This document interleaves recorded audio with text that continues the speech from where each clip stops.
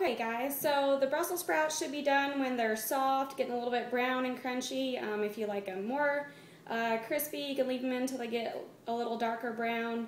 For now, they just have a teeny tiny bit of oil. You still got to count those macros, so I'd add about a 1 second or 2 second spray to whatever you're eating. Make sure when you measure out the Brussels sprouts, you're measuring all your vegetables and your meats after they've been cooked, because they're going to lose a lot of water weight, especially your meats.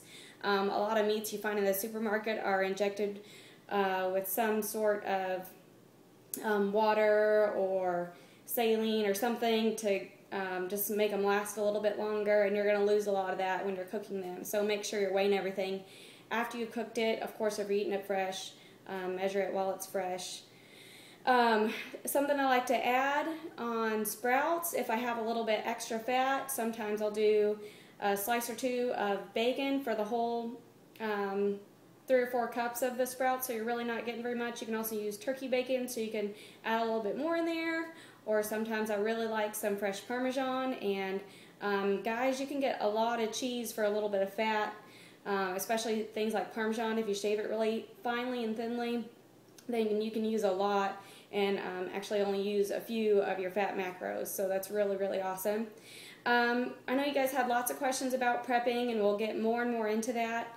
Like I touched on, some things that are really easy to prep are chicken, pork tenderloin, ground turkey. Those are all 3 really lean meats that are easy to cook, easy to prepare, easy to have on hand. They're pretty neutral. The turkey is a little bit different taste to get used to, but you can put lots of seasonings in there to really bump it up and make it taste really, really good. It doesn't taste bad, it tastes great. It's just different. I mean, it's not going to taste like a beef burger. So some different ways to prepare those. You can grill, you can pan sear it in a non-stick pan with just a little tiny bit of olive oil or some coconut oil. You can broil it on your broiler, same thing on your cookie sheet, a little bit of olive oil spray. You can roast it in your oven. An easy way, which is perfect for summertime, is your crock pot. So you just have to be careful of what seasonings you're using. Don't go out and get any packets. Just kind of use your salt and pepper, your Mrs. Dash.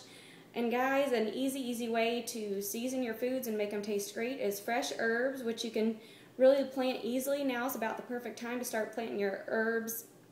And you can plant a couple vegetables, onions, peppers, parsley, basil. Those are all really easy to grow. They add lots of flavor. You can use fresh ginger. You can keep it fresh in your freezer, put it in a baggie, so you're only having to buy it every now and then, because it can be expensive if you just buy a little piece and don't ever use it and you let it go to waste. But fresh garlic is really good. You know, peppers, onions, those are all really good to add, and add that seasoning and lots of flavor without adding calories, without adding fat, and you're going to make your foods taste great. Also with veggies, just a quick way to prep them, try to get them washed and cut and ready to go as soon as you, as quickly as you can from the grocery store. Otherwise they'll sit in there and you'll think, oh, I don't have time to do that, I don't have time to do that, I don't have time to prep them. So try to get that done as soon as you get home from the grocery store. With veggies, of course, you could eat many of them fresh if you'd like, especially in salads. They go a long way. An easy way that I steam them is I get a big pot, I put about a ½ inch of water, salt it, bring it to a low simmer, and throw my veggies in there, throw a lid on there, and just watch it, and they're usually done in 3 or 4 minutes, especially broccoli and cauliflower. Super simple.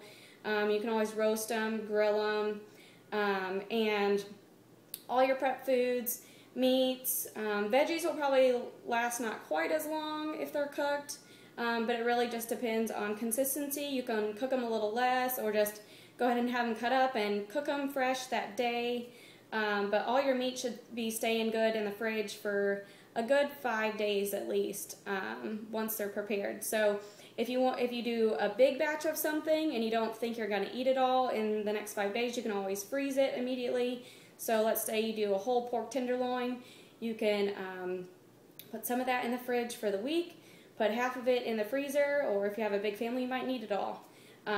So hope that helps you out a little bit. I've got some couscous going. That's something really, really easy. It's 1 for 1, 1 part water to 1 part couscous, so a cup and a cup. You bring the water to a boil, add your couscous, lid on. I always usually like to season like my brown rice and my couscous. I season the water before I boil it, so it's got a little bit of flavor. Of course, my go-tos are salt, pepper, garlic powder, usually a little bit of onion powder, and then you can build from there with your Mrs. Dash or whatever seasonings you like, or herbs. And that gives you a neutral sort of plate to build from if you want to do a Hispanic themed meal or a Greek style meal. So hope that helps you guys, and have a great day.